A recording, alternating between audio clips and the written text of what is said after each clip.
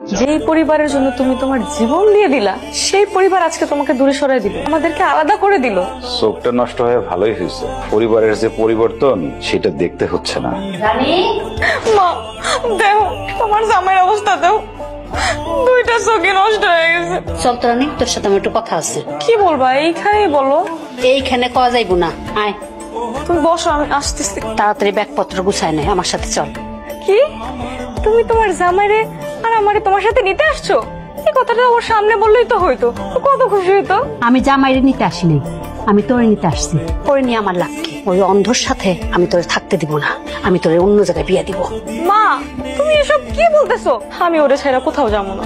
জীবন আবেগ দিয়ে চলে না, জীবন চলে বিবেক দিয়ে। একটু বিবেকটা খাটা। একটা অন্ধ মানুষের সাথে চলে তোর জীবনটা নষ্ট করিস না, আমার সাথে চল তুই। না না মা, আমি ওরে ছাইরা কোথাও যাব না। ও কানা হোক লুলা হোক, আমি ওর সাথেই থাকবো। আব্বা তোমার শরীরটা এখন কেমন? আমার শরীরের কথা এখনো ভাবিস না বাজান তুই। আমি বাসা থাকতে তোর চোখ দুটো লেগে গেলো কেন আল্লাহ? কি ধরনের কথা বলে এগুলো?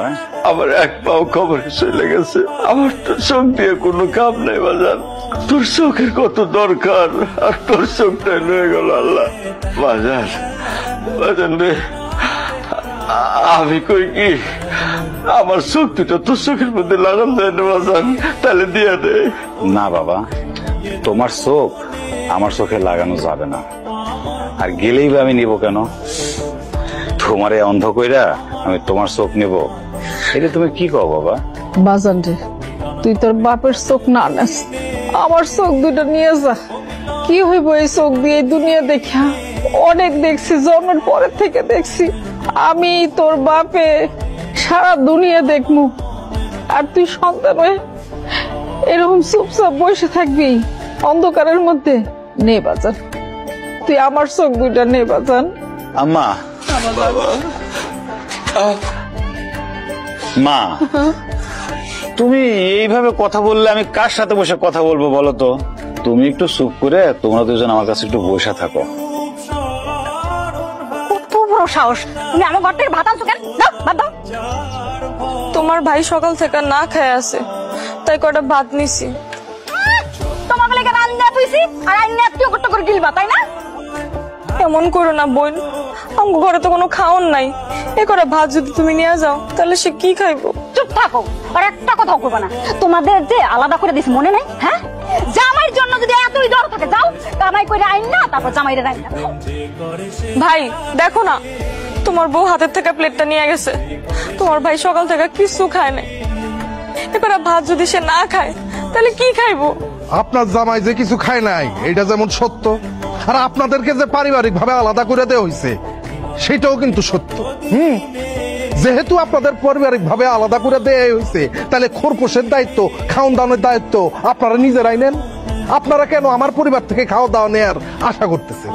আরে ভাই আপনারা কেন বুঝতেছেন না?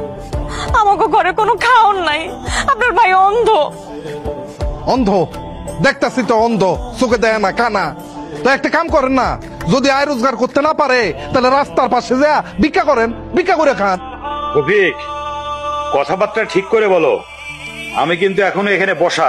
আরে বাপ রে, রাজা সাপ একেবারে সিংহাসনে বইসা আমার লগে খবরদারি করতেছে। কত বড় সাহস, কত বড় কলজা! কি এত গলা উঁচু করে কথা কইতেছেন কেন? গলা নামায় কথা কন। কোন অন্ধ মানুষের এত দেমাগ থাকা ঠিক না। আমার কি এই বাড়িতে অধিকার নাই? আমার সম্পত্তি নাই? আমার ভাগের সম্পত্তি তো আছে। অন্ধ হয়েছি বলে কি সব অধিকার শেষ হয়ে গেছে? শেষ হয়ে গেছে। আপনার সব সম্পত্তি শেষ, আপনার অধিকার আর কিচ্ছু নাই, কিছুই বাকি রাখেন নাই। যদি খাওন দাওনের ইচ্ছা থাকে তাহলে একটা কাম করেন, আমার কাছে হাতটা জোর কইরা, দুই হাত জোর কইরা খাওন ভিক্ষা চান। আমি আপনার বোনের রিকোয়েস্ট কইরা দুটা খাওন আপনারে দিতেও পারি। কি কইলি? কি কইলি তুই? ভাইজান, তোমার এত বড় সাহস, তুমি আমার জামাইয়ে তুই দোকানি করতেছো? তোমাদের ভিক্ষাও দিব।